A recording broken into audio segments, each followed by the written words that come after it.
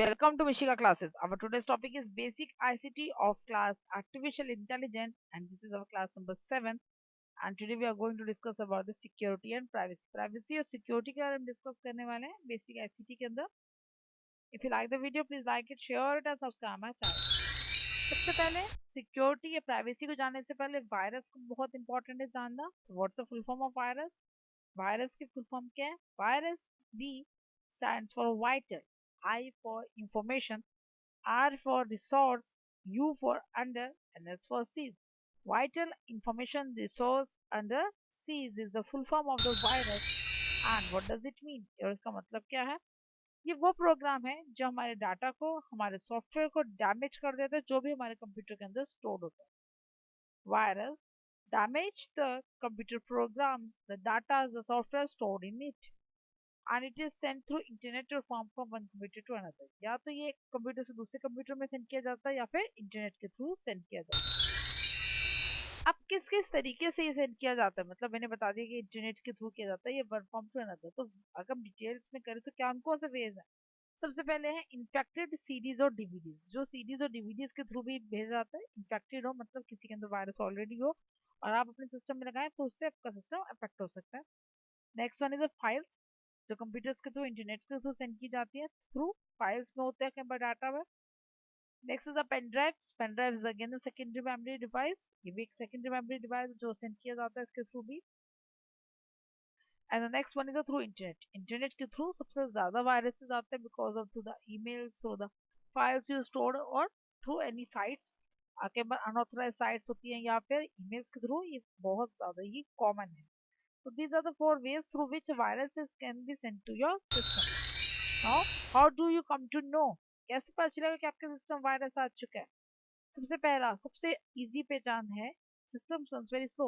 System की जो speed है, इनके ऑपरेटिंग सिस्टम की जो स्पीड है, ऑपरेटिंग सिस्टम की मैं बात कर रही हूँ, that gets very very slow. वो बहुत ज्यादा ही स्लो हो जाएगी. आपका सिस्टम बहुत धीरे वर्क करना स्टार्ट कर देगा यूजुअली. जितना करता है उससे ज्यादा स्लो हो जाएगा. After that size of file changes. File का साइज है वो चेंज हो जाएगा बिकॉज वायरस होता है आजकल मल्टीपल्स में होते हैं. मीन्स अपने आप को मल्टीपल कर देते हैं. वो हर एक फाइल में एंटर कर देते हैं. एक तो आपके फाइल का ओरिजिनल साइज, दूसरा उस वायरस का साइज आ जाता है. तो साइज जो होता है वो रैंडमली इंक्रीज करना शुरू कर देता है. और अगर करप्ट करता है तो डिक्रीज होना स्टार्ट होता है. तो it may be depend to the file, file to file vary करता है. लेकिन साइज होता है वो इंक्रीज या डिक्रीज होगा ही होगा. फाइल जो है चेंज होगा ही होगा. Stops responding. आपका सिस्टम रिस्पॉन्ड करना बंद कर देगा. प्रॉपरली रिस्पॉन्ड नहीं करेगा. कुछ खोलो कुछ खुलेगा कुछ. तो this types of programs problem you face with your computer.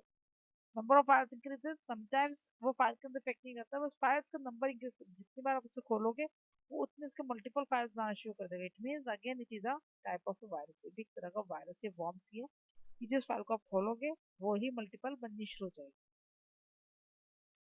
Last but not the least, error message start appearing. Error messages आने शुरू हो जाएंगे हमारे सिस्टम पे, अपने आप ही जनरेट होना स्टार्ट हो जाएंगे.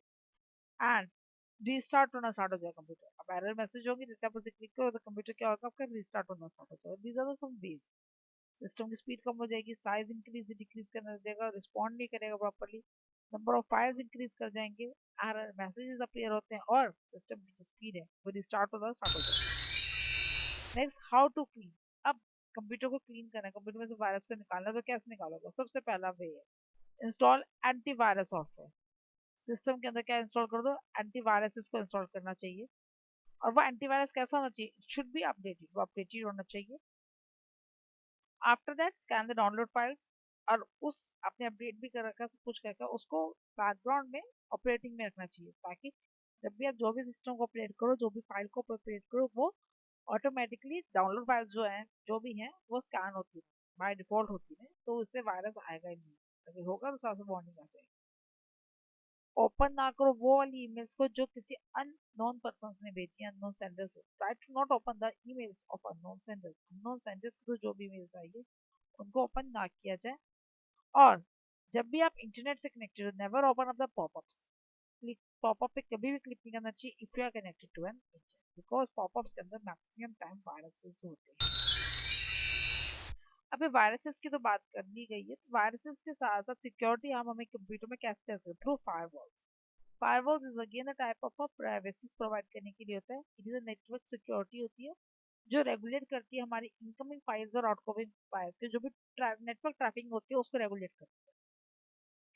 कुछ सिक्योरिटी रूल्स बनाए जाते हैं कि ये वाली फाइल हमें अलाउड करनी है और ये वाली फाइल हमें अलाउड नहीं करनी है. These are the rules defined by the user. User ही डिफाइन करता है किस तरह की फाइल्स ही मेरे सिस्टम में आनी चाहिए और ये वाली फाइल्स नहीं आनी चाहिए. तो उस अकॉर्डिंगली फायरवॉल सिस्टम जो हमारा काम करता है.